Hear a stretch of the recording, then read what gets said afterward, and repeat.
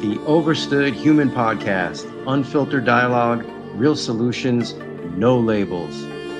The Overstood Human Podcast exists to inspire people to live with strength, freedom, and a purpose in a world full of noise and division. We champion a life anchored in true health, strong family, personal sovereignty, and self-discovery, inspiring our listeners to thrive beyond the confines of the design system. Our mission is to inspire you to break free from mediocrity, think independently, and live a life of meaning, resilience, and impact.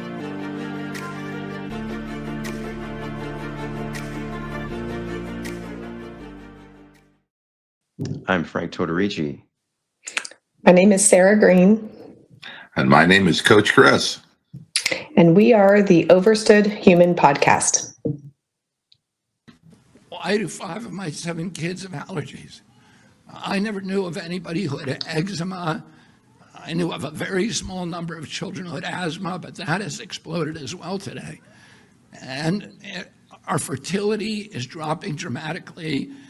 Teenagers in this country today have the same testosterone levels as 68-year-old men.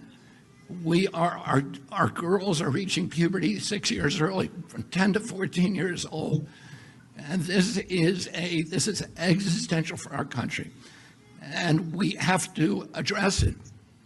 And one of the probably, when I met with, and I want to commend the food companies for working with us to achieve this agreement or this settlement.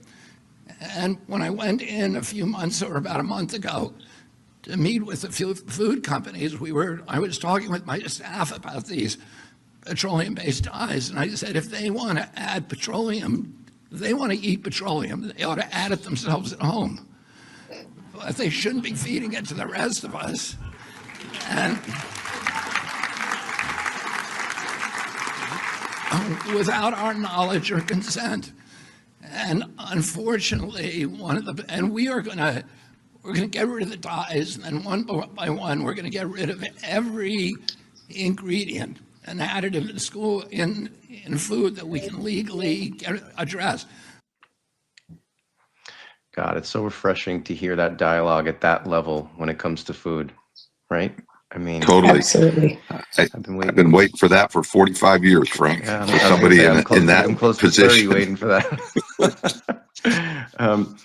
So yeah, as you guys can see, that was RFK, HHS, giving a presentation, briefing on what they're working on and what is to come and what is happening within our food system. And current headlines have you looking to the food dyes right now, which is a great, phenomenal start to all of this. Now, the depth of this matrix system when it comes to our food, it's so deep, and we couldn't possibly cover all of that in a 45-minute, 60-minute episode here with you today. But what we're going to try to do is scratch the surface on some of the most important things that we feel can help assist each and every one of you to start on the path of making better decisions for yourself and for your family. And, it all starts at the grocery store, right? Or if you're ordering online, there's an awareness that needs to take place of what to look for, because there's buzzwords, there's taglines, there's everything in between that could become very misleading and direct you. And even when you think you're doing the right thing, there's offenders in there. And that's what we want to help point out. In order to overstand this system, it starts with a clear and clean vessel. In order to think clearly and to act clearly and to have intuition, the vessel must be at the cleanest working capacity as possible. And everything we put into our body is either going to feed or fight disease. There's literally nothing that can be put into our body that's going to be neutral. Even when it comes down to water, right? If clean water versus contaminated water, everything is going to have a positive or negative effect. And this is what we want to try to bring to light here with you today, right now. So I want to start with Sarah, being that she is the medical professional here on the panel. And Sarah, I want to know, with all the phenomenal work that you are doing, helping people all over the world, what is the most common thing that you are seeing amongst patients what are people doing wrong that you see as the most common offender? Gosh, you know, you've got to read the food labels, and you have to actually understand what they mean. So I think seed oils is a huge problem in our diet. It's in everything, anything that's packaged. It's in your crackers, it's in your cereal, it's in your tortillas, it's in your bread, it's in your pasta, it's in everything, and it causes massive inflammation. Seed oils cause oxidative stress. And oxidative stress leads to diseases. So we have an increase. I mean, I don't think it takes anybody very intelligent to look around society, no matter what state you live in, and see the rise in obesity, see the rise in metabolic dysfunction, see the rise in hypertension and cancer for sure. And there's a driving force. There's got to be something going on at a cellular level. And I think seed oils is a huge contributing factor. People want, what is that? I mean, for me, I look at, does it say canola oil or vegetable oil or sunflower oil or safflower oil or peanut oil or grapeseed oil?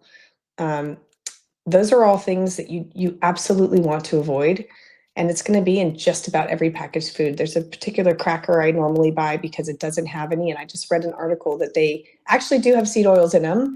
They were hiding it from the ingredients. So you have to just, for me, it's like, okay, there's probably not even a cracker out there that is healthy to eat. So I think that's one of the biggest ones, and really hard to educate patients, because every time you eat, they'll say, I cook with this, I cook with this, I cook with this. But how many times do you actually eat out? Because I guarantee, unless they advertise no seed oils, which is very few restaurants, they're cooking it with the worst possible oils. And so if you're eating out 2 or 3 times a week, fast food, all that stuff, it's poison. It's poison. It's driving disease. So, and then to elaborate on that, is it the seed itself, or is it the processing that takes it to becoming from, like, let's say sunflowers, right? Like, is eating a raw sunflower seed just as bad as the oil?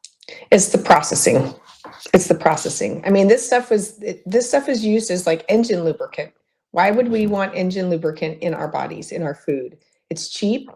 And if you get down really deep to kind of what is driving this, you've got to understand the corporations pushing this. They profit off you being sick. And so they're going to do things to our food, to taint our food, to make sure that you are a patient for life. They want you on diabetes meds. They want you on hypertension meds. They want you on cholesterol meds. They want you on these because they profit from that. They don't care about your health. They care about their pocketbook.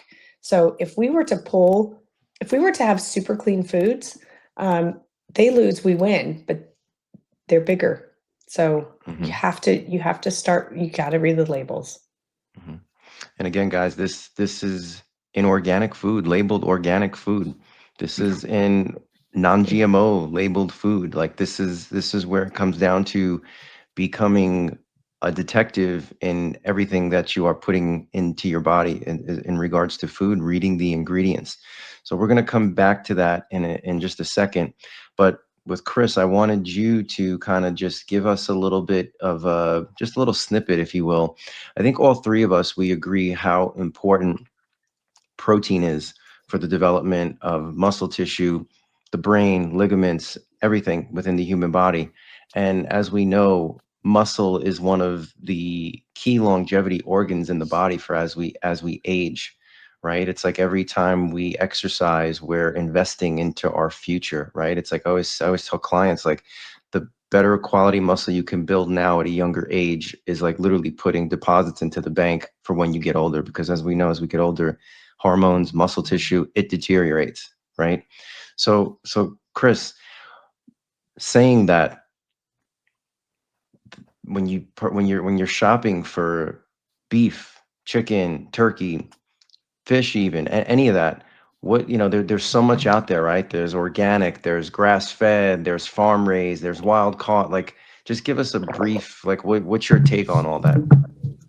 Well, as you said, Frank, muscle is the organ of longevity, right? And we are a very protein deficient society because everything's so carb loaded. And those that are looking at proteins are being totally misled. This whole organic thing about meat doesn't mean that that's still the healthiest meat for you to eat, or animal protein, and I think for people out there that are searching out, so many times I hear people talk about, hey, Chris, I get my organic meat and chicken from Costco or from Trader Joe's.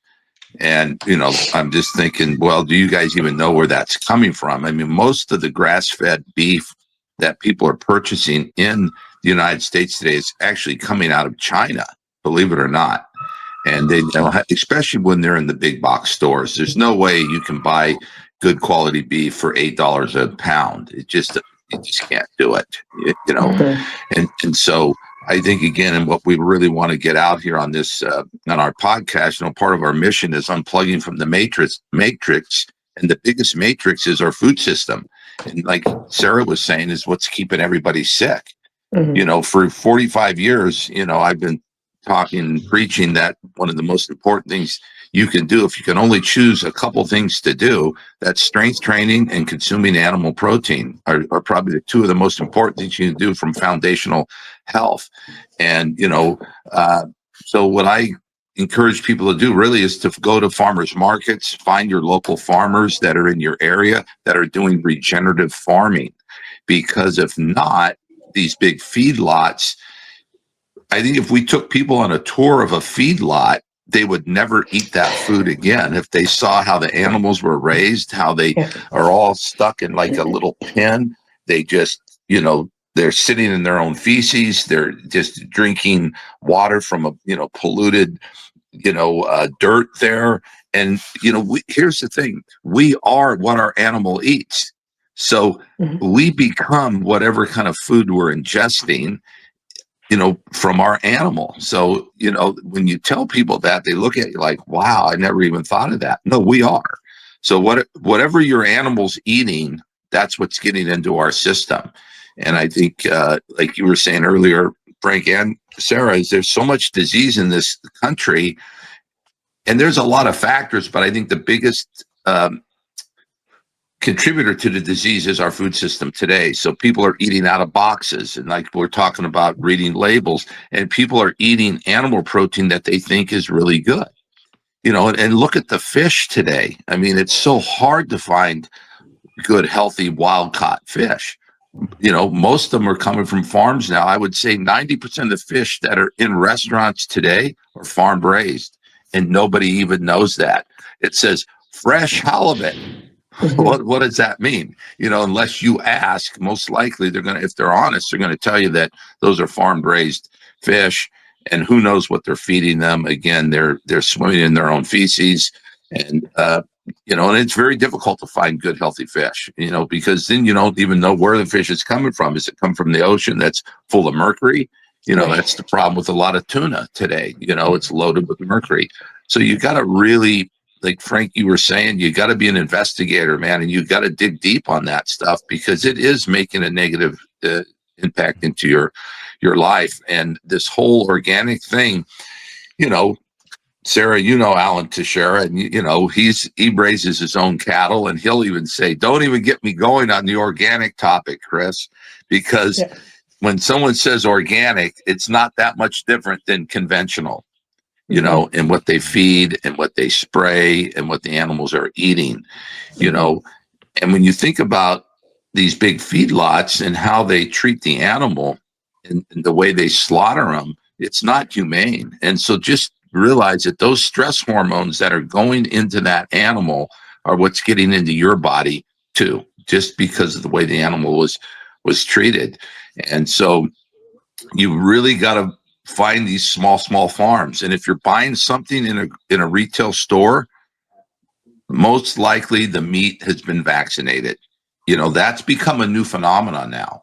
I mean, there Mhm. was always vaccines in the meat, but it's becoming more and more prevalent for them to be able to sell into a retail store. Now, I'm not going to mention a name of a big company, because uh, that wouldn't be ethical to mention their name on a podcast here that everybody knows very well in the chicken industry, that was selling organic chicken, still is selling organic chicken, but now is vaccinating those chickens. And I could tell you, you can taste the difference. It's like, it's slimy. You could just see the difference, you know, because I used to buy that chicken all the time, you know, and it was good. It was coming from small farms. And then all of a sudden it started tasting different. I started doing more investigating, and sure enough, they're vaccinating those chickens.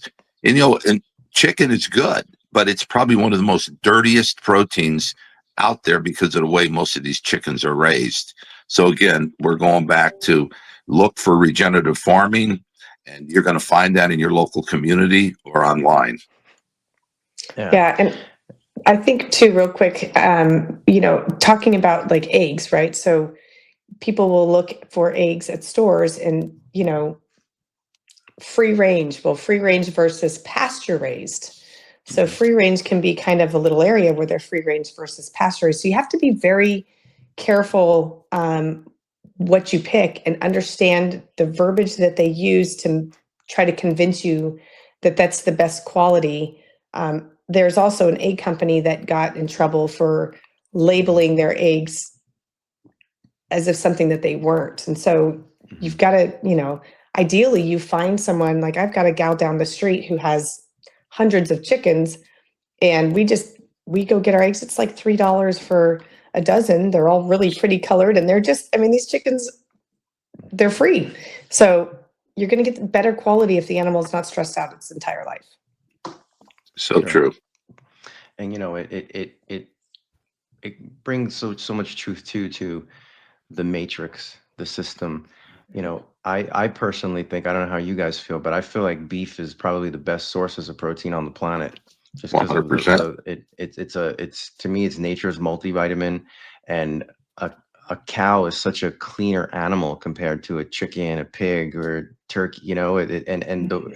A cow being raised the way it should be, eating grass, being out in the sun, it's just a night and day difference. So, you know, this goes back decades ago, right? When they started making Meet the Villain, Red Meet the Villain. Like so again, when you look at the Matrix, like everything happens in cycles, and there's an agenda there as it unfolds decade after decade after decade, right? It's like, I remember when I in the mid 90s, when I was in my fitness mindset, how the whole fat free craze really started birthing itself, right?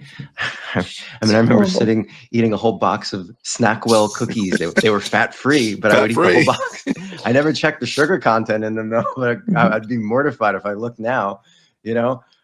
So it's all, you know, I always share this story, and I think this just kind of like says it all. I'll never forget. It was probably, again, I started this holistic path in June of 2000. I remember probably months into it, I remember telling my parents, like, Mom, you got to switch over to coconut oil. This is when, you know, coconut oil was really becoming big. Oh, I don't know. There's so much fat in it, Frank. I don't know. I convinced my mom and dad to order a big tub of organic coconut oil. I kid you not, the day they received it on the 5 o'clock news, coconut oil is very bad for your cholesterol. And and I'm like, you can't make, like, I'm like, wow, like what a profound moment. Like, you know, this is what we're talking about here. You know, it's shedding light. And it's like, so Sarah, with, you know, with the seed oils, like, this is for people who are still on the fence about it. Because I get emails about this all the time from two people. Oh, you're not a doctor. Like, how could you say that? And you got like PhDs talking about how they're not really, you know, they're not what they say they are. They're perfectly fine. Why can someone go buy organic canola oil? Like, that's pretty deceitful to a customer, right? I mean, how is canola organic when canola itself isn't even a real plant in nature? It's genetic. Like, can you dive into that a little bit more? Gosh, and it is getting out of the matrix, right? So just understanding that there are the powers that be want to try to convince those who believe in them and have faith in them that these things are safe. I'll post something and I will get naysayers, and they'll have data that they think backs it up. But all you have to do from a medical professional standpoint is get somebody's blood work who eats a lot of seed oils, and they've got super high oxidative LDL cholesterol. They have super high inflammatory markers. I think some of the, speaking of meat too, real quick, but some of my patients who are vegans have the worst blood work I have ever seen. And they're skinny fat people, right? Yeah. They're tiny. They look from the outside very healthy, and everything's red. So it does, like, I can just compare someone who's very picky with what they eat, and their blood work looks beautiful. And if anyone has had blood work done by me, they understand that it's like 20, 25 vials. I get a ton of stuff. And looking at a cellular level, inflammatory markers, homocysteine, oxidative stress markers, and those with really poor diets, it shows in their blood work.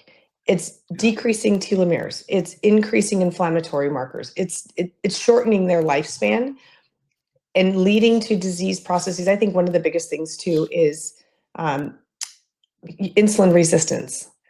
That was not a blood panel we used to test. You would test hemoglobin A1C and fasting glucose, and that was kind of it. But looking at insulin resistance, these patients, like, they have such high insulin resistance that they're going to end up on insulin because they can't lower glucose.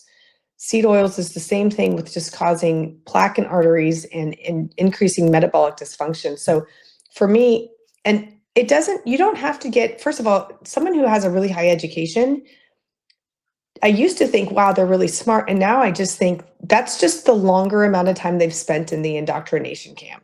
Yeah. Right. So someone who comes out, well, I've got blah, blah, blah, blah, blah. I'm like, oh, okay. So for 10 years, they got you. Because what we were taught isn't the truth. We were taught by, I mean, you look at who writes our medical books, it's McGraw-Hill. That's Ghislaine Maxwell's dad. Okay, so who is the one that owns the medical books? Who's the one that owns the books in history for our children, textbooks for the kids, and all? It's an indoctrination camp. So I used to put them up higher on a pedestal, and now I actually look at them and go, wow, that's the more amount of time that we're going to have to peel that layer back, because they've been indoctrinated that much longer. So you don't have to have some high education to understand the concept and to see around you. So I don't have canola oil in my house. I don't have, don't buy it. Vegetable oil, I think that's another, well, it's vegetable oil, right? I mean, who wouldn't think that vegetable oil is, it's healthy for you? It's awful. So for me, I have to look at things. Is it avocado oil? And you've got to be careful too, because they're going to get in there and they're going to mix it. So you've got, something says made with avocado oil. I looked at mayonnaise. I would never eat mayonnaise, but I looked at it and said made with avocado oil was the label. $2 or $3 more expensive than the one made with canola oil. But when you read the back, avocado oil is one of the many seed oil. There's other seed oils in there. It's canola oil as well. So just because it says made with avocado oil doesn't mean that that's the only oil in it. So again, reading labels, but it's, I see it like I don't really have very many healthy patients in my practice right now. It's actually quite sad. And they're starting to understand, but this is decades of poisonous foods. And instead of, it shouldn't even be available. I mean, there's things in America that are legal to put in our foods that is illegal in most other countries. And a lot of the food is made in America. So that means that once it's made in America in a healthy format so that it can actually be shipped to other countries, they then manipulate it and make it worse for the own American people. It's what's going on. So we have to change that. And hopefully there'll be a start to truly, there's so much more than just the food dyes, but at least we're cracking that matrix open too. Yeah, absolutely. Absolutely.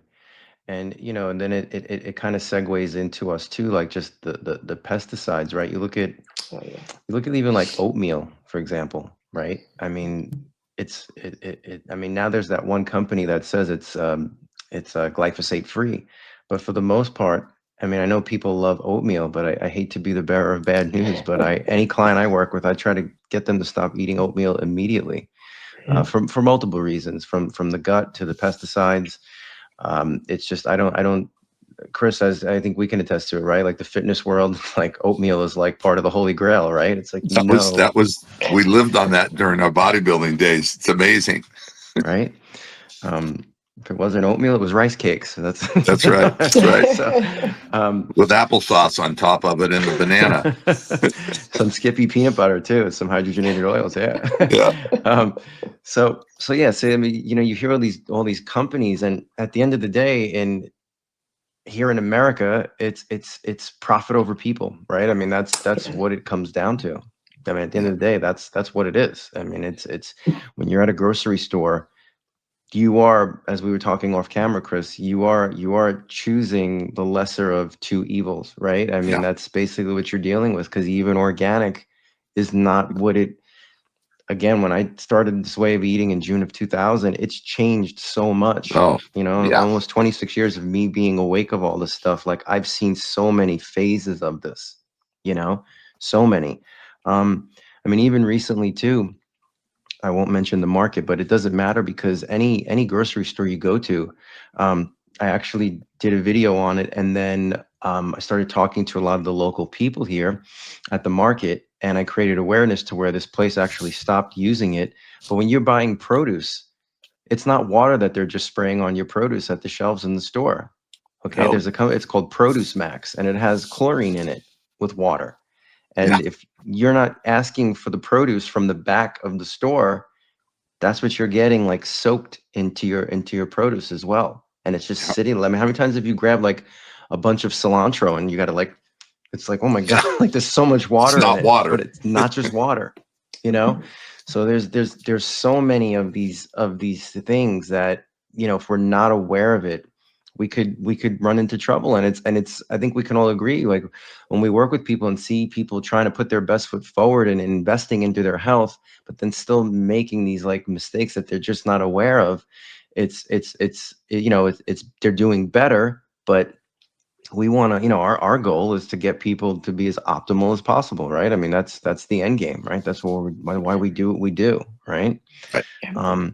So it just becomes misleading. And I think that segues into this next topic that I want to discuss with you guys, is raw versus pasteurization, right? I mean, there's different levels. It's not even just those two, right? You see flash pasteurized. I think there's another high HPP, high pressure pasteurization. There's all these different forms of it.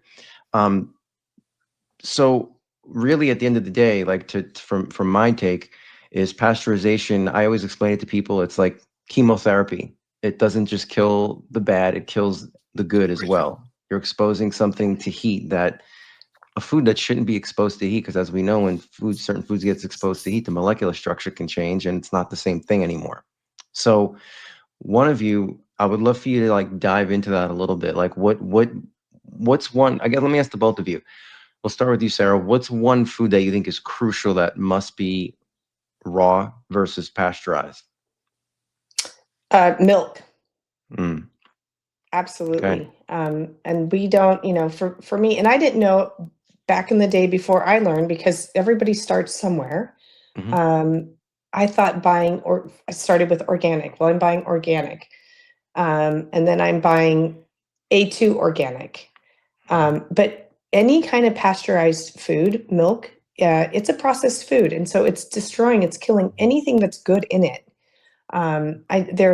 For my family, and we're fortunate, we've got someone down the street who has A2 cows. They feed them the healthiest possible diet, and we get our raw milk down there. It comes in glass jars, and it's amazing. We go through probably 4 gallons a week, and so we're very fortunate.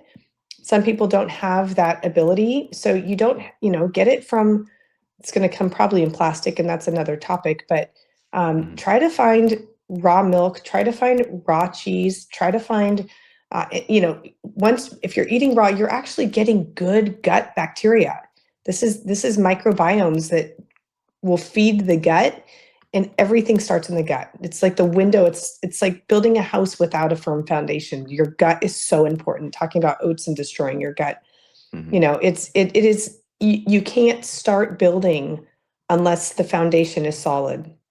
That's our microbiome in our mouth too. but leads to the gut. So if you can get your hands on raw milk, I think that is for me the most important thing. And it's beautiful milk. Like it actually will separate, right? The fat will separate. So you've got to shake it. I mean, and it's delicious. People go, what does it taste like? And for me, A2, I can't do, I'm lactose intolerant, but I can do the A2 milk because the casein, the protein is different. So I don't actually get sick off of it. Where if I drink pasteurized milk, I would not be feeling very well. So for me and my family, it's the raw milk is number one. Excellent. Yeah, and for anyone that does not have access to it locally that they know of, there is a website, rawmilk.com, or it's rawmilkfinder.com. Do you guys know? It's one of those. And you just punch in your zip code, and you may have to travel a little bit, but a lot of these places have drop-off points too, depending on where you live. So where there's a will, there's a way. And I can attest to that too. I'm lactose intolerant too. Raw milk, I've been drinking it for 25 years now. No issues whatsoever. None. None. It's a superfood. So Chris, what's another food you think that is so important, raw versus pasteurized? Well, I mean, like Sarah said, cheese, kefir, I'm a big kefir fan too. And sometimes, like you were, saying, Frank, you got to be willing to drive places sometimes. For a while, I was actually ordering raw cheese, kefir, cottage cheese from a farm out of Philadelphia, like an Amish farm that was doing it just really, really well. Because when I was back in Philadelphia, I visited this place, and they would ship it here in glass. And when we talk about the whole system, the education, and what they tell us, like don't eat raw anything because it's going to kill you. It's bad for you. So we already know that it's good for us. But if I look back 30 years ago, we were buying raw stuff from these dairies, and nobody had gut issues. Nobody had gut issues. That's another new phenomenon now, right? And then what do they tell them to do? Well, take a probiotic, which has been totally processed and pasteurized too. And so I just think anything we can get raw, like you said, Frank, it's a superfood. If everybody was drinking raw milk, kefir, raw cheese, we wouldn't have the gut issues out there. It would definitely minimize, the issues that people have for gut. And for me, when it comes to like a probiotic, for me, that's the best probiotic is I'm going to, drink raw milk, eat raw cheese, kefir, those types of things for the gut. And I just think for everybody out there, when you hear the powers that be or anything that's advertised on TV that says this is bad for you, go the opposite direction. It's actually good for you.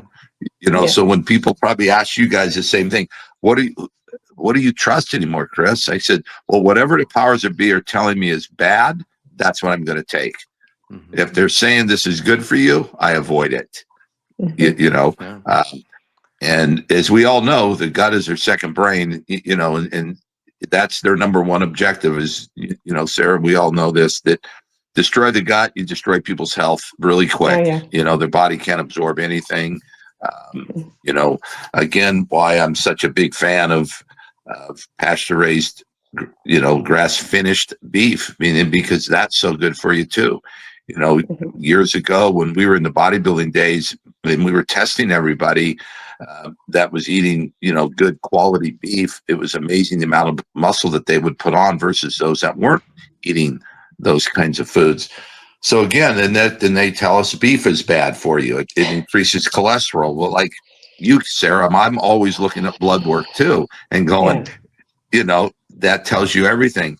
And then like you guys were talking about the education system that we think all these people with PhDs, we put them at this high level that these are the ones that we should listen to. But they're book smart. But that book smart is what is in part of the indoctrination. And then you got the three of us here with about 100 years of experience, of real life experience, that maybe doesn't have all the letters behind the names that would qualify us for these experts. But we really are. And that's why we're doing this podcast, because we want to bring real truth to people out there from our real life experience. This isn't stuff that we read in a book. we're living it, and we're Mhm. working with hundreds and thousands of clients and patients over the years. We get to see, we have our own clinical study to see whatever we're recommending, watching labels, eating raw, the right kind of animal protein. We see, right, the end result of what our clients and patients look like. Yep. I want to touch base too, real quick, just what RFK was saying on the foods and increasing the age of puberty and also dropping testosterone in young men. I see it all the time. And if you think about, we're not going to name the company that you talked about, Chris, with the chicken, but I already know because I used to buy, in my head, I would think, well, if I'm spending $4.99 on a chicken, I want the biggest one. Oh my gosh, it's just pumped with hormones. It's pumped with growth factors and antibiotics and all kinds of synthetic crap. And so we see the pasteurized milk with all, these cows. If you're getting milk in the store, think about where it's coming from. And these cows are getting pumped with all kinds of synthetic hormones, growth hormones, antibiotics, and it's going into these young girls, young boys, and the age of 8, they're developing breasts. That's unheard of. That's not normal. And young men, I mean, I'm seeing 20, 25-year-olds with no testosterone. And so it's a huge problem. And if you think about, like, not only do you not want your milk pasteurized, but what is the cow's life that you're getting that source from? And, when they're stuck in a cage and they're just pumped with just all kinds of crap, that's what you're drinking. And so RFK making a comment about that, I can't tell you how many young men, young women, young girls, young boys with hormones that just do not, it's not 40, 50 years ago, you would never see this. No. It's really sad. And that's no coincidence, right? Right. Like you look at this whole feminization of the male in society, how everything is labeled toxic masculinity now. If a man is just even in touch with his masculinity, it's toxic, right? Yeah. There was a study done, there was a documentary done years ago called The Disappearing Male, and the scientists they studied frogs, and one pool of frogs they gave them clean purified water with minerals, another they pumped the water with atrazine and glyphosate, and they found that the frogs that were exposed to the glyphosate and the atrazine, they were lethargic, they had way more body fat, less muscle density. The male frogs were engaging in homosexual activities. They weren't even interested in the female frogs. So what, and this is what I always say, like, even this whole like trans push, this is an agenda, obviously, within the matrix, right? To push this narrative, because I don't believe it's as rampant as they like to say it is. But I do believe that people who are confused, I have compassion for them because they're victims to this system. They've been exposed and are being raised by parents that don't know any better. And they're getting their 72 vaccines and counting by the time they're age of 18, which, as we know, are hormone disruptors in there, right? Then they're being fed the foods. The moms are not breastfeeding. They're not being exposed to all these clean proteins and fats. And well, shocking. We have a child who's confused because they're hard. To your point, Sarah, there's 25-year-old males with testosterone lower than an average, a healthy 70-year-old man. That, right? I mean, it's not by accident. Like this type of stuff, it's not by accident in any way, shape, or form. And that is the system. That is the matrix. I mean, and that's the whole food part of it. And as I said at the beginning of this week, we couldn't possibly cover all of this in this episode. But this is just to bring that awareness. These are solutions that you guys can apply starting as soon as you end this, hit the stop button on this podcast. You can start implementing this awareness in your day-to-day life with your food shopping, etc. So before we go back to, because I really want to go back to the regenerative meats, Chris, with you. I think that's so important because, as we said, protein is a big thing. Before we go into that, I think one other thing I want to touch on, because this is another buzzword that I see get thrown around all the time that I have to do damage control with, is gluten-free. I know I'd get you guys with that one, It's on every menu in a restaurant. right? It's a good I'll one. share my quick story. I mean, when I started this way, that's what I first did. I went on a gluten-free diet because I was exposed to a doctor who claimed to treat Tourette's holistically by cutting out gluten. And when I cut out the gluten and put it back in, it spoke volumes to me. Like, I have not had gluten in almost 26 years, like, because I felt the difference. Now, is it the gluten? Is it the pesticides that are in the gluten foods? Right. So I just personally stay, I have no desire even for sour. My son loves sourdough bread. I don't even eat any of that personally. It's just not a thing for me. But for others, it begs the question again, is it the gluten or is it the pesticides that they're being exposed to? And when you go through the grocery aisle stores, you can buy gluten-free cupcakes, gluten-free pretzels, gluten-free candy. You can buy gluten-free anything, and turn that package over and read the ingredients. And it's like, whoa, right? So Mhm. both of you, and because I know you see this in your line of work too, and I think this is a very common topic, the gluten-free topic. What's your school of thought in all that area, and what are you seeing out in the field when you're dealing with patients and clients? Yeah, I think, Frank, there's some truth to that, and everybody's different. I mean, if you have celiac disease, then you probably shouldn't have, any gluten at all.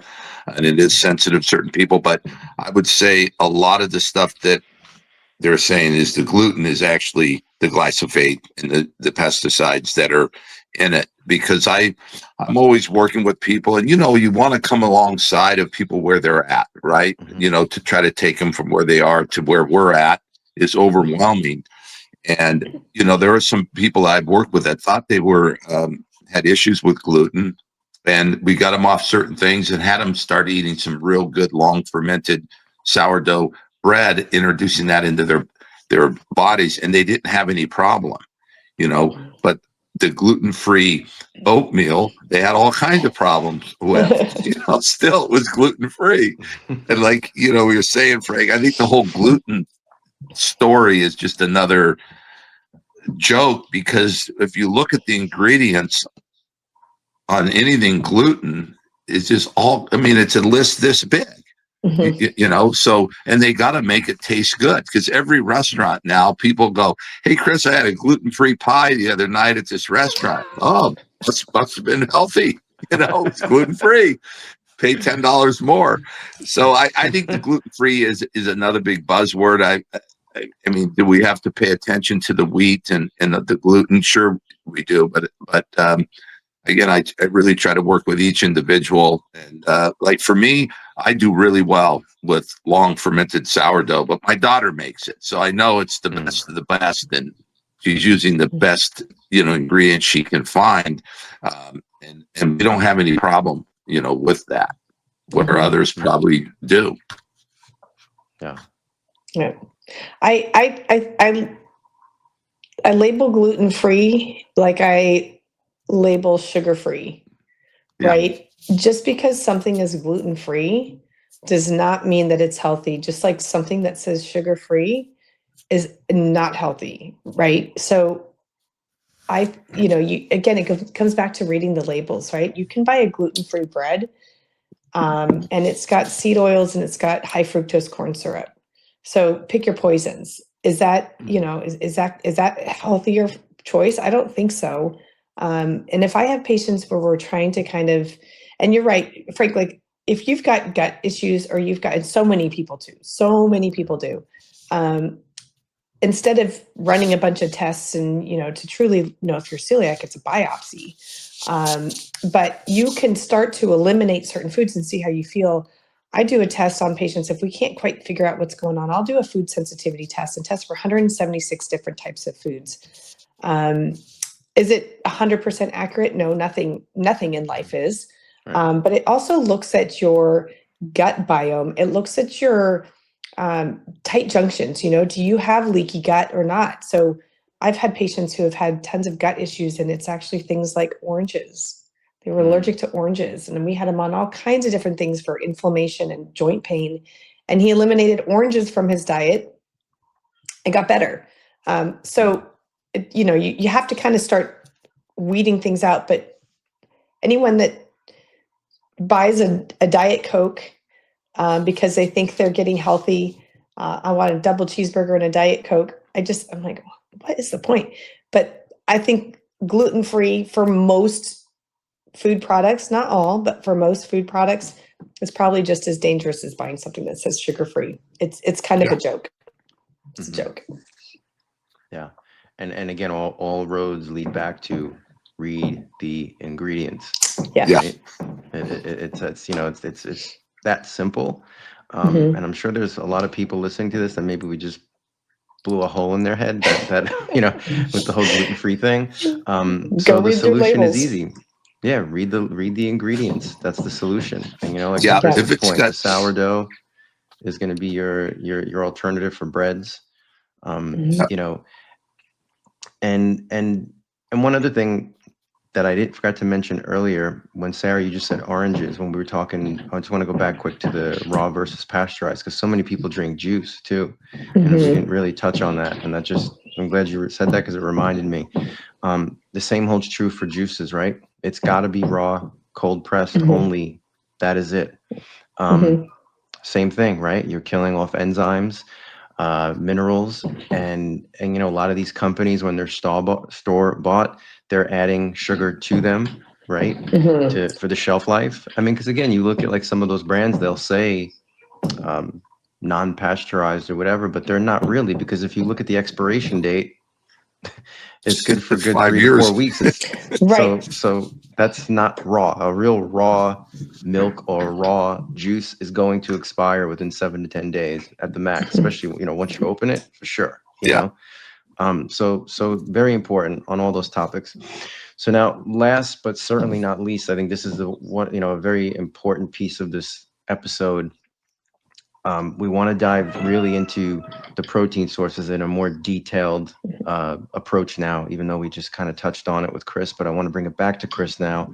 And I have a couple of slides for us and want to go through a couple of things that I think is really important for the listeners to get a better understanding of this topic. So Chris, please. All right. Well, thanks, Frank. Yeah, I think, for the listeners out there, there's so much information confusion around the animal proteins and such, of conventional versus organic versus regenerative farming. So I wanted to put a slide together just to kind of help you follow, the 3 different categories out there when it comes to regenerative farming, organic meat, and vaccinated conventional meat, which is what most people are consuming today, is the vaccinated conventional meat, and they have no idea.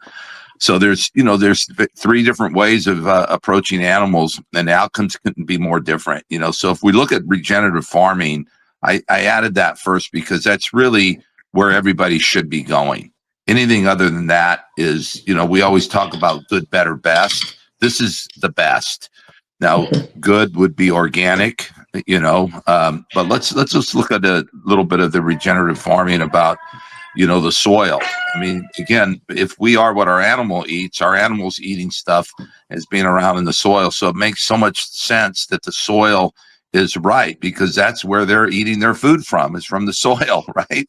So that makes a big difference, and how they move the livestock around the soil, because they take animals and they keep them in a pasture in a certain area where they're, going to the bathroom and urine and their feces and all that stuff is really helping the soil. Then they move those animals to another part of the land and they do that too. And that's the way God intended, for us to take care of our animals, keep them out in a pasture. And that just makes so much difference to the soil. And then, there's all this other lies out there about, these animals being bad for the environment. That's another big lie, that the problem we have is because cows are farting, and that's bad. You can't make this up. Thank you, Bill I know, Gates. it's just so funny, So this whole carbon negative thing, where it's pulling carbon out of the atmosphere and storing it in the soil, that's what we want. And, it's exploding the biodiversity of the ground, And so because of that, there's more nutrients going into the soil. Look, if if everything we were growing all of our fruits and vegetables today in good soil, we'd be a lot healthier. The problem is the soil's been polluted since probably the 30s. So finding good soil is not easy. And that's why regenerative farming is so important, because what we're doing is bringing that soil back to where it was hundreds of years ago, because the vitamins, the minerals, all that stuff is inside the soil, and that's what the animal's eating. And I don't know about you guys, but that's the kind of animal I want to eat. That's eating that stuff out of that nutrient-dense soil, right? So flip to the next slide there, Tim, if you would. Now, here's the big one, the organic meat. And so if you really think about it, the only thing that they have to be able to say that it's organic is that they feed the animal organic food. That's it. So when you pick something up and it says organic, we always think that that must be good, that everything about that animal is good because it's organic. But in some of these organic places, they could be feeding them pesticides. It could be having given them hormones or other things to help grow the animal a lot quicker. So that is probably the biggest lie out there. Don't just buy everything because it just says organic on it, because that's very, very deceiving. And again, that doesn't mean that these animals are running free and doing the right thing that they should be doing in the soil and such. It's just not happening. And now, if you look at the conventional and vaccinated meat in these feedlots, again, when we talk about we are what our animal eats, I think this is one of the biggest reasons that we're so sick. And when people say, Chris, well, red meat's bad for you. Yes, this red meat in conventional, feedlots is absolutely bad for you. Like Sarah talked about inflammation and stuff. And if we looked at the blood work of an individual that ate nothing but this kind of meat, of course you could see all the inflammatory markers in their blood work, right? Versus somebody eating healthy meat. And when people ask me all the time, you must have a high cholesterol, I go, no, mine's fine, because I eat the right kind of animal protein, the healthy stuff. And, again, the animals are eating grains. They're vaccinating these animals. They don't roam around the land. They're not circulating through the dirt and, doing all the things that happens in regenerative farming. They're feeding them corn. They're feeding them soy. We know all that's bad for us. So people that think they're eating a good diet and they don't eat soy and corn and grains, they actually are, because they're getting it from those animals. So they may be thinking they're cleaning it out of other parts of their diet, but they're getting it in the food that, we eat. And I really believe, like you said early on, Frank, because, muscle is the, organ of longevity. And the thing that feeds muscle is good animal protein. And the reason it does is because it has the right amount of leucine in it and all the other essential amino acids that our body needs, to grow muscle. And I bet you if you took a lot of these young men today that have low testosterone and just started feeding them regenerative meat, that in itself is going to increase testosterone levels in a lot of these young men.